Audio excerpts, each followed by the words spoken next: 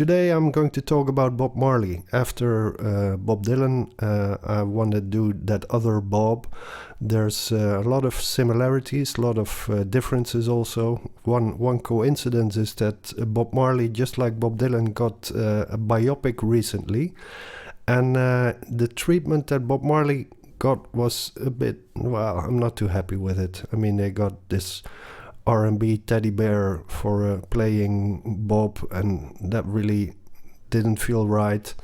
I did go into the Bob Dylan movie, but I'm not going into this Bob Marley biopic. What I will do is again have 5 parts in this video. The first part, just like the last time with Bob Dylan, will be about analyzing the birth chart of Bob Marley. Then I will look at an assassination attempt. Bob Marley got shot once 2 days before he was going to do a big concert. And going to look at the chart for the moment when the hitman arrived.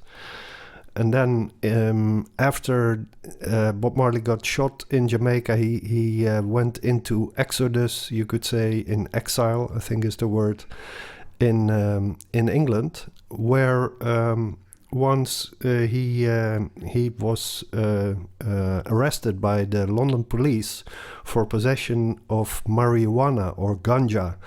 I also want to look at that chart because it's rather funny. And then to make the story complete, the assassination attempt was because Bob Marley was trying to do a concert that had some political overtones in the eyes of some, at least. And when Bob Marley came back to Jamaica after his exile in England, he did another concert that is more or less a follow-up of that first one, called the One Love Peace concert. And I want to look at that. And then finally, Bob Marley's death. It's not the nicest subject, but there is a reason for this, and you'll see it soon enough.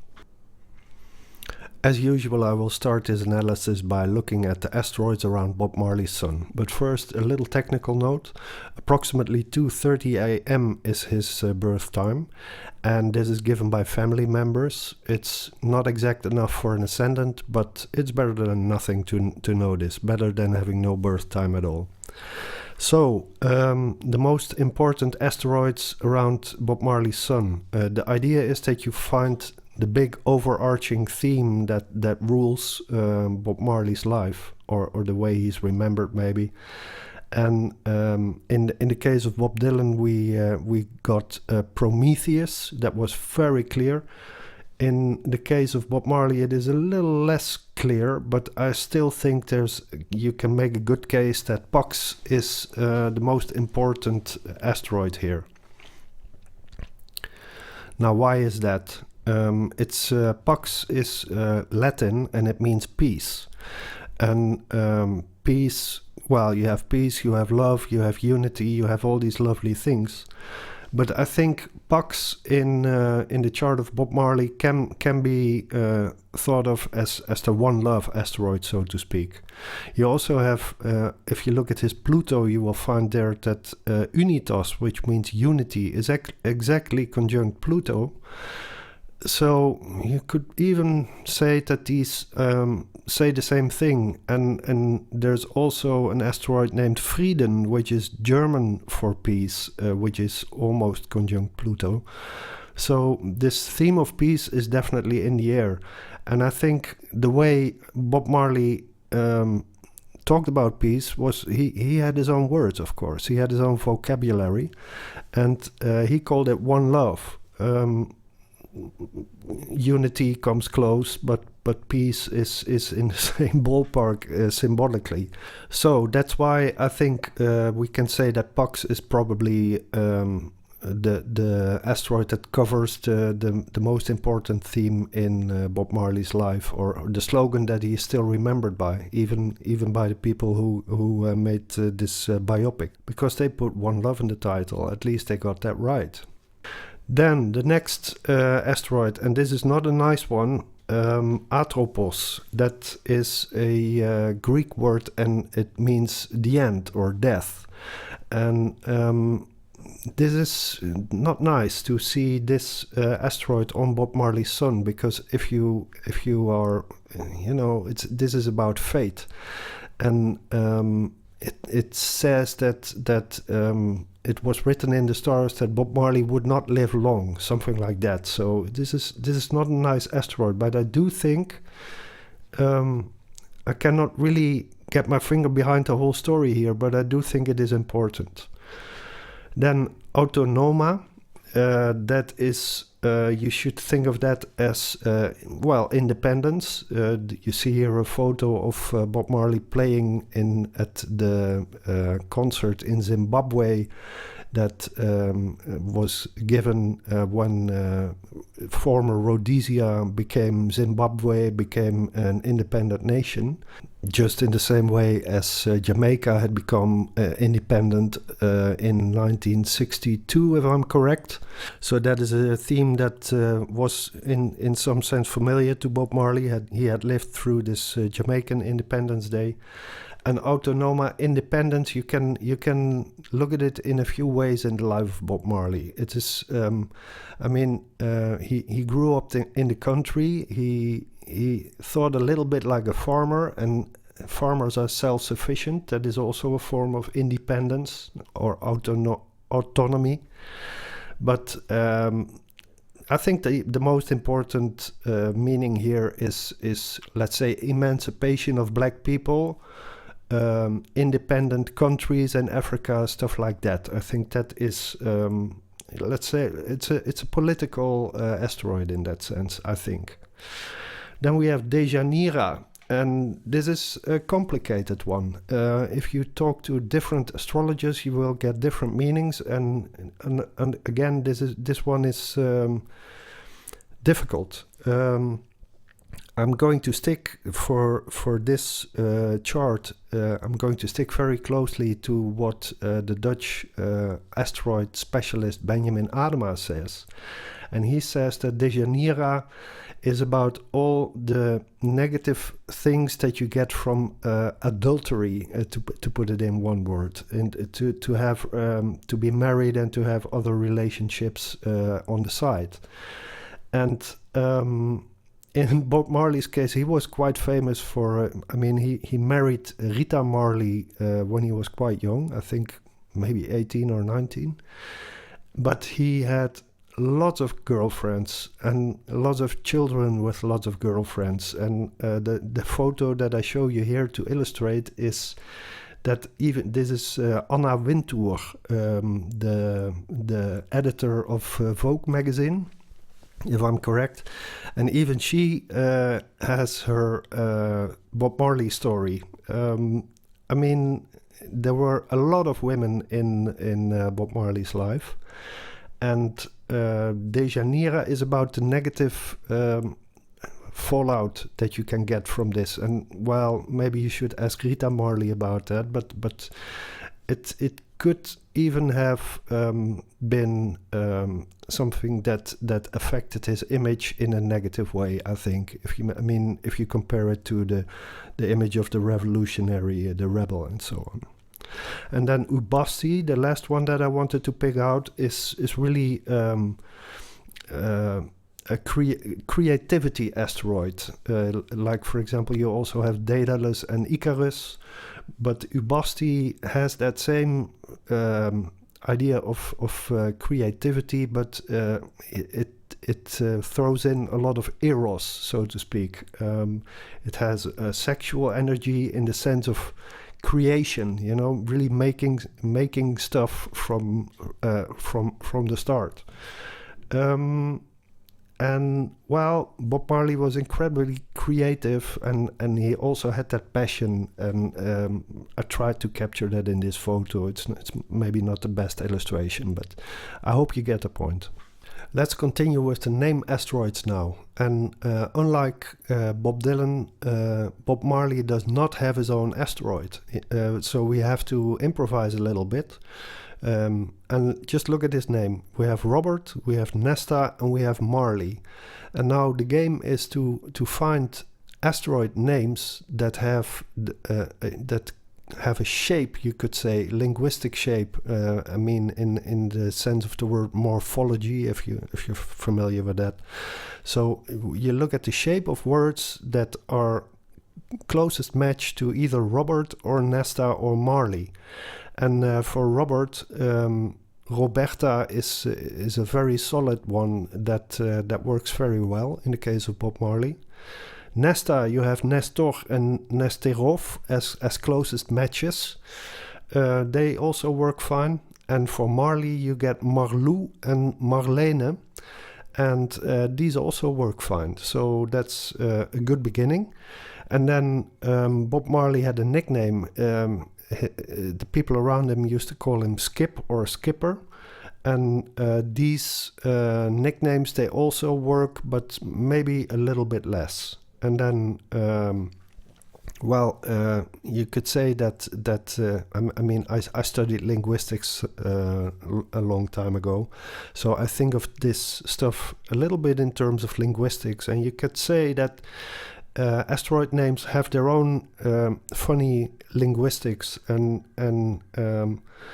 you just look for close matches, and you look for symbolic links, and you find the words that asteroids use to convey their message, because that's more or less what's happening. And Nutty, for example, well, you have to know a little bit of Jamaican patois, but Nutty dreadlocks, every reggae fan will have heard of that. And Nutty, it works with Natta, and dreadlocks, there are very clear examples of Dresda for dread and locks working just fine, especially in the birth chart of Bob Marley. And then Rasta, Rastrelli, I did not find a very good match there, but it works a little bit. We have other whalers like Bunny Whaler, and we have Peter Tosh. I think the names for Bunny, they don't work that well, to be honest. And to make it even more complicated, burning herb, for example, if you talk about the marijuana bust in a moment, we'll get to that. Bunny and bunin, as you see it spelled here, it can also mean to burn, so it becomes very messy, this one. It's not very reliable. Tosh and Toshi, I think, work. Wallia and Wallin definitely work for the whalers. There's no doubt about that. Work very well. Reggae for reggae also works very good across many charts. Reggae is the name of an Italian scientist, who knew that would be a good name for or a good asteroid to track reggae music, but it works. Then we have Island. That is a reference to Island Records, owned by English entrepreneur Chris Blackwell. We have Rita working very well. Lee Perry. This is not. You should not think that Lee Perry got his own asteroid, because that is not the case. Although, in Lee Perry's birth chart, this asteroid is exactly on his Mercury. But the Lee Perry who gave his name to an asteroid is actually some smart kid who won a contest and as a prize got a name, his name for an asteroid. Then we have Marcus. If you know a little bit about reggae, you will immediately have the association with Marcus Garvey. I think Marcus Tacitus, which is also one name for one asteroid, is also related to Marcus Garvey. And then there are some geographical asteroids, you could say, Kingston, London, and of course Babylon, which works just fine. So how do we verify that these names, that all that stuff that I just mentioned, that it actually works, that it is cohesive, that it has something to say? Well, one way to look at it is to look at Bob Marley's birth chart. We find Skip there opposite Roberta, and Roberta conjunctly Perry. So that immediately gives you gives this whole idea of all these names that I just mentioned. They become linked, and the more linked they are, the better, the more they have to say is more or less how you should look at this. So, for example, Marcus, for Marcus Garvey, conjunct, exactly conjunct Mercury is a very strong one. Nestor conjunct Skinner, so that verifies these two. And Nesterov conjunct London and trining Wallin, quintiling Marcus. That's all this network of names that become meaningful. And maybe you see two T squares there. The first one is Islandica or island, and second Wallia or the whalers, and the third reggae. Well, what you could make of that is reggae was made big by the whalers on Island Records, something like that. And Dresda Locke Uranus T square, that more or less validates the use of Dresda and Locke for dreadlocks. And it's funny that Uranus is there. It is it's a symbol of independence, and that's why it works very well with Uranus in that sense. And I mean, for Bob Marley wearing his locks, being a Rasta, all that kind of stuff you see in that T square, and so you see that funny effect of let's call it asteroid linguistics, where you combine Dresda, which is I think the German city of Dresden, Locke, which is I think John Locke, the old English philosopher, and you combine those and you have dreadlocks, just like that. And let's not forget Rita. It's a significant asteroid if you want to check out Bob Marley, and it's trining Venus. It's not on Venus, but trining Venus, and that's, well, something. The last place I want to check in Bob Marley's birth chart is the position of Mercury, and more specifically the asteroids that are on Mercury. And you see some names with numbers in them, and that means it's Benjamin Adema time. We take his big book and we check his meanings. And for this centaur, Benjamin is quite clear. He talks about a conflict between ambition, self-motivation, and on the other hand, self-sabotage. And how did Bob Marley sabotage himself, you might ask? And how did that get in the way of his ambition? Well, I think of the way he handled his sickness, his cancer that would ultimately kill him, because the doctors found out about it. His toe was hurt and it wouldn't heal. And doctors advised him, or at least one doctor advised him to have the toe amputated, and Bob Marley refused that. He did not like that idea, and he said to the doctor, well, it's against my religious beliefs, or something like that. And, you should maybe respect that position, but at the same time, Bob Marley was also very ambitious, and by letting the cancer grow inside him, he made himself weak.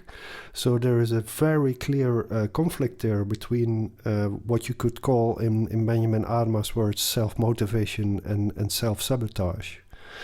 And then the homemade, the second one, is again a conflict between personal passion and career. So this is very close in meaning, at least in the way it works out in Bob Marley's case. So it is, let's say, sex and drugs and reggae versus being a freedom fighter, a rebel, fighting for independence, one Africa, united, black nation, all those things. I mean, he made himself maybe an easy target for tabloid reporters. Let's put it like that. And it's a kind of a conflict, and this Hamid is pointing to that. Then we have Marcus and Rosa Parks, and I thought maybe I should explain something about Marcus. Why am I so convinced that this is about the Jamaican political activist Marcus Garvey? Well, sometimes Marcus Garvey is when there are lots of songs about him in Jamaica, and sometimes people call him Marcus Mosiah Garvey, but many times you will also hear Jamaicans or Jamaican musicians talk about Marcus Garvey as simply Marcus, someone who's known very well by his first name. So that's when I saw that name Marcus, I immediately thought Marcus Garvey because of all those songs that I've heard about Marcus. And Marcus Garvey is someone who had his own particular brand of let's say, black liberation. And this idea is underlined a little bit more by the presence of Miss Rosa Parks, who is also a famous name in when it comes to black emancipation, let's call it that. I mean, I want to go back to that word Autonoma that we discussed on Bob Marley's Son, the independence idea. Marcus is very much about independence. Rosa Parks maybe more about equal rights, but then again, that's all in Bob Marley's music. Two more I want to point out. Daedalus is pure creativity. It's we had Ubasti on the Sun, and that is more erotic, you could say, more primal. Daedalus is just the pure creativity, and the reason why I show the studio there is well, there's also a bit of autonomy there, having your own studio to record your own ideas in the middle of the night if you want to, without having the various producers on the island taking advantage of you. Anyone from Coxon Dot to Lee Perry, but I mean, so there's in this idea of this studio there is autonomy, but there is also very strong creativity, because Bob Marley took charge of every part of the process of creating his music. He when he did rehearsals, he was very serious. Music came first. His girlfriends were important, but music was number one, and getting the music, getting the musicians well rehearsed was very good, was very important to him, and he wanted a good sound. I mean, if you listen to his records, I mean, as a musician, I'm a musician myself. I have to say that what he put down on the records is in many ways very high quality. I won't get into the details, but it's just a lot of quality, a lot of creativity, and Bob Marley was not just writing songs, he was making sure that every part of the creative process was completely to his satisfaction. And then Métis is, it's a funny one, because some people have described Bob Marley as being naive, for example, in the way he handled his manager, Don Taylor. I also read a biography by George Clinton, for example, where he just calls Bob Marley naive. Rita Marley does the same thing. But at the same time, Bob Marley was, in a way, very shrewd. And that's the meaning of the word métis. And he has both. It's, again, one of these conflicts. In the mid-1970s, Bob Marley was easily the most famous Jamaican on the planet. And in Kingston, Jamaica, his influence was also considerable. And at the same time, there was a huge political tension and shooting in the street, almost civil war. And in this situation, Bob Marley was going to do in the middle of all this, Bob Marley was planning a huge concert. And some people were making a political thing about this. And that seems to have led to hitmen or gunmen, how do you call them, showing up in Bob Marley's place and shooting up the place, as Jamaicans say. Well, this was, of course, a very, very big thing, very notorious assassination attempt. And we do have a time for it that enables us to really look at it very closely, like a detective, who done it. And while I will be doing that, I first need to warn you that it is impossible to say who did this purely based on astrology. You cannot do that for a very fundamental reason, and that reason is that asteroids are correlated to what's happening on the ground, so to speak, what's happening on Earth. There is that strange relation between the sky and the Earth, but this correlation is not factual. It is not like if you see this asteroid, that means that person has done this and this and that. There are correspondences, but these correspondences, they may relate to certain facts, like Bob Marley getting shot. That's a fact, and we will find some evidence for that, so to speak. But what the asteroids also point to is the stories that people tell about these facts. So you have asteroids that talk, so to speak, between quotes about facts. And you also have asteroids that, so to speak, between quotes, talk about narratives, about what people say about the things that happened, And these are two completely different things. It's fact versus narrative. And in the asteroid space, you cannot separate these two.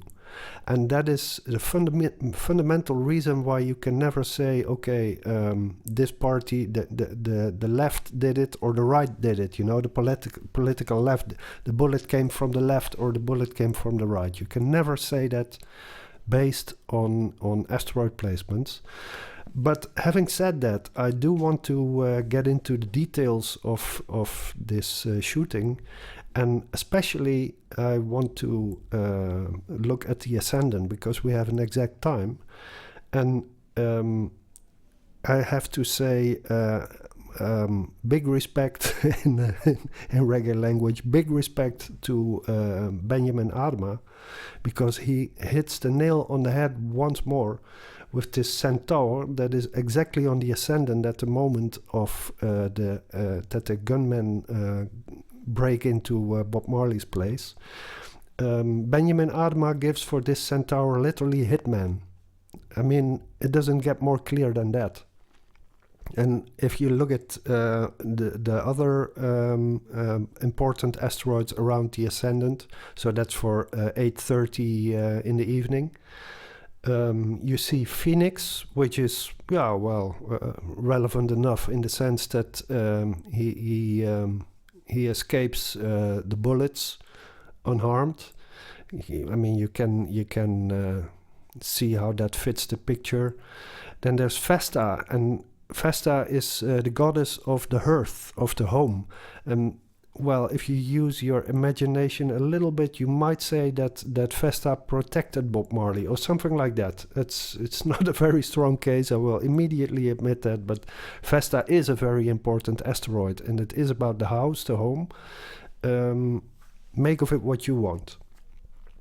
Then Melantios, that is a very curious position there, because this is actually a asteroid that points to Bob Marley's cancer. So that's very strange, and you will see it later on when we get to the death of Bob Marley. But this one is actually, you could say, the real bullet. And I know that sounds crazy, but the real bullet was in Bob Marley's foot. It was, and to make it maybe a bit distasteful, We just saw how Bob Marley was shooting himself in the foot by not having his toe amputated, you know? So that is a very strange ascendant that we have here, but the Centaur is crystal clear as a hitman, and the Orcus font, which is the same thing as that 2004 DW, you should really think of that as Clint Eastwood in his role as Dirty Harry or something like that. A guy with a gun who tells you that it's reality comes knocking at the door or something like that. If you want to make the case that this assassination attempt was politically motivated, then there are two strong placements. Let's put it like that. The first one is Lumen. Is conjunct Mars, and now, well, that's another one that Benjamin Adema has found. And with Lumen, you should really think of literally political assassinations, and that goes. I mean, there's a long history of this type of thing. Think of Julius Caesar getting stabbed 23 times with daggers. You know, that's maybe the classic one, and then anything from, you know, in the United States, you had Kennedy and Martin Luther King. That type of assassination, that's when you should think of Lumen. And it was exactly conjunct Mars. Well, that's very, very clear symbolic speak. And then also we have Eris opposite Pluto. And Eris, it has a element of fighting in it, but it also has a very strong element of striving for power and political power. And if you have a power-hungry politician, check their Eris in their in the birth chart, and well, you might find all kinds of stuff. So Eris opposite Pluto. Eris is a very strong asteroid opposite Pluto that creates a lot of tension. Then if you get into the details more, like really the Sherlock Holmes type of stuff, for example, there's a Wikipedia page about this whole affair, and if you check it out, you find that there is some Jamaican guy, I'd never heard of him, but there seems to be some guy called Mitchell who is whose name is mentioned in as someone who might have organized this plot. And well, Mitchell, we find an asteroid Mitchella, and it is conjunct Atropos, which we have seen in conjunct Bob Marley's sun in his birth chart, and which stands literally for death. So yeah, quintile Marlena and trine Smiley. Smiley, I have to explain. The concert that was about to take place 2 days later, and that where Bob Marley actually played, because he did go there. He did play, although he had these wounds. But he did play, and the name of that concert was Smile Jamaica. Then JPL, well, the people at the NASA JPL laboratory, Jet Propulsion Laboratory, are not going to like this, but JLP is actually the name of the party on the right. The guy on the right, also on the photo, Edward Siaga. JPL, JLP, well, there's another bit of curious asteroid linguistics.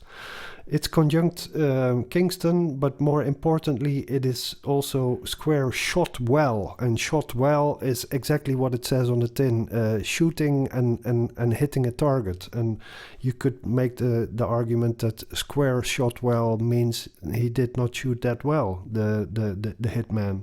Moving on, there are two more references, you could say, to Edward Siaga, although they are not really strong, but they could be constructed as making a connection between Siaga and Bob Marley, which is the first one, Seeger, Try, South Node plus Nesterov, and the last one, Edward Sue, could be seen as connecting Edward Siaga to the concept, the idea of shooting with Shotaro. But this is not really strong stuff. And some more references to shooting. I want to especially point out here gun, trining Roberta, which is pretty much literally pointing a gun. And the same thing could be said of Gunny, quintiling Nestor for Nesta and Ritabo for Rita and sextiling Rita. And let's not forget, Rita got also shot in the head actually, but the story is that her dreadlocks saved her because the bullet could not penetrate that. Well, that's quite a story. Bob Marley did not feel safe anymore in Kingston, Jamaica, so he moved to London after this incident. And after he had settled in London, after a few months, something happened where we have an exact date, which is important if you want to do this kind of stuff.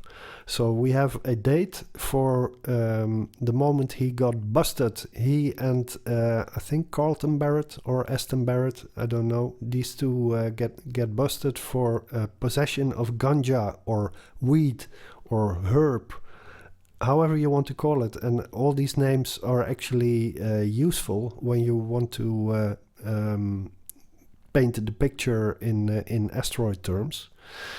So let's do that first. Let's have a little course in how do you spell weed with asteroids. Well, we have, I call them the ganja asteroids here. We have herba, herbelin, herbig, I should say herba, herbalin, herbig. That sounds more Jamaican. We have grass, and then we have, it says gangda, but this is really the asteroid that comes closest to the Jamaican word ganja. And then there's also Rauch, which is German, and it means smoke, and it can be a reference to, smoking cigarettes, all kinds of smoke, fire, stuff like that. And Cloudgate, and that is a bit of, where you have to use your imagination a little bit, but the clouds that you see coming from Bob Marley there in the picture, they are also a gate to what Bob Marley would say meditation, because ganja and meditation are an integral part of Rastafari culture, let's put it like that. And then we have police asteroids, Polisi, however you want to pronounce it, Polit, and why not throw in Babylon as well? That is how Bob Marley would probably talk about police as a part of Babylon.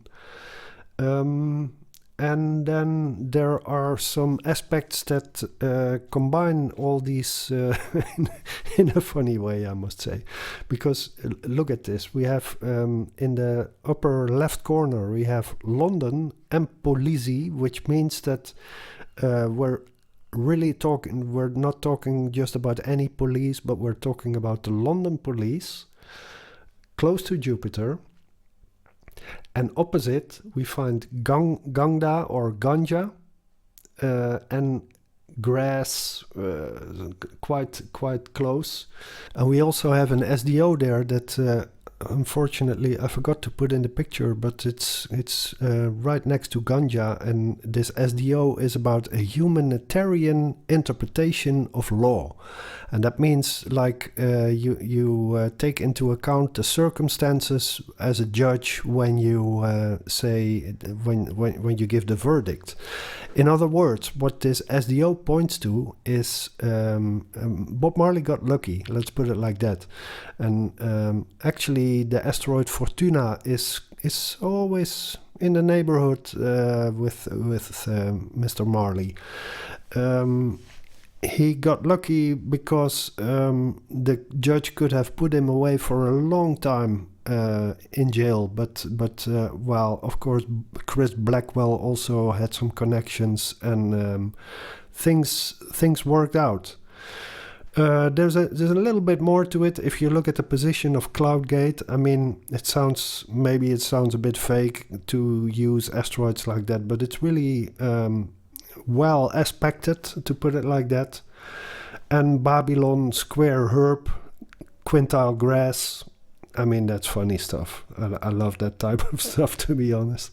And also Rauch, smoke, opposite Saturn, quintiling of squaring Uranus, quintiling grass. It's tightly knit, this one. Take your time to really check it out. There's a lot going on here. After more than a year in London, Bob Marley returns to Kingston, Jamaica, and to celebrate this, he does a big concert. And it's not just him playing there, but I mean, you have these big festivals in Jamaica, like Sunsplash. You really should think of it like something like that, with lots of Jamaican artists playing there, and Bob Marley doing the final show. And gang leaders had guaranteed his safety back in London. Bob Marley felt safe. His core message is one love, and he also wants to unite these politicians. He famously gets them on stage in this concert. But I mean, the way it looks astrologically, it does not look good at all. Not at all. We do have an ascendant here, because as you can see on the poster for the event, the show started at 5 o'clock, and it did start exactly at 5 o'clock. And then you have Pluto on the ascendant, and Pluto is still opposite Eris, which is the aspect that I pointed to in combination with the political aspect of that assassination attempt. So still Pluto opposite Eris, but this time Eris is conjunct Mercury, and it's on the descendant there. But it's basically that Pluto-Eris opposition is still there, and it is defining the concert in the sense that this is the ascendant-descendant pair at the moment that the concert starts. So you can say one love, unity, peace, love, etc. But that's only part of the story. We see Irene or Irene there on the sun, which means peace, and so it is. Well, it's close to the sun. It's not exactly conjunct, but that's not the reality. So how did I approach this one? I looked at Pax, because like I said at the beginning of the video, I think Pax can be translated as the One Love asteroid. It was, like I said, the most important asteroid, I think, in Bob Marley's birth chart. So I looked at the position of asteroid Pax. I also looked at the position of asteroids that are related in meaning. Unitas, that stands, you could say, for the one in one love. Unity, it simply means unity. And Irene means peace. One Love Peace Concert. Well, there you have them. Pax, Unitas, and Irene. And I simply tried to see how these asteroids get colored by the moment. Well, if we look at Pax, once again with the help of Benjamin Adema, the story is immediately clear, because the first Plutino that you see there, and it's nicknamed Screener by Benjamin Adema, he gives for this one making the distinction between what is real and what is fake, or maybe more to the point, what is real and what is virtual. He actually uses that word, not fake. And that's already getting at the double message, the double meaning that's going on here. And the second Plutino is even more to the point. I've heard this famous photo that you see here of Siaga and Michael Manley holding hands. I mean, this is iconic. And there's an asteroid for that. This Plutino literally is about grabbing the essence of a moment using photography. So it's a photo op. That's what it's often described as, this moment, and that the Plutino says that that's indeed the case, or at least it's the story that goes with this moment. Then unitas or unity. There's a few interesting asteroids there. The one that I think is probably most important is Fiducia, because when you see these two politicians holding hands, it's a handshake, and Fiducia literally means a contract. So there's a kind of a unity, unitas, unity contract made on the rhythm of Bob Marley's music, which is represented here by Daedalus, the creativity, also Bob Marley's creativity to get these people on stage, maybe. And Calliope is a musical muse. We also have panacea, like this. Panacea means a cure for everything that's wrong, and I don't know. It's panacea is a bit too easy, and fiducia, it's there, the handshake is there, but how long will it last? The elements are there. And so we come to the end of Bob Marley's life, and I want to pick out a few themes. There are some general asteroids that are about death. Then there's the cancer, the disease that took Bob Marley down. It's in short, it's called ALM, and if you pronounce the whole medical thing, it's called acral lentiginous melanoma. For this ALM, I went with the asteroid Alma, which has the first three letters the same, and then lentiginous, I could not find anything.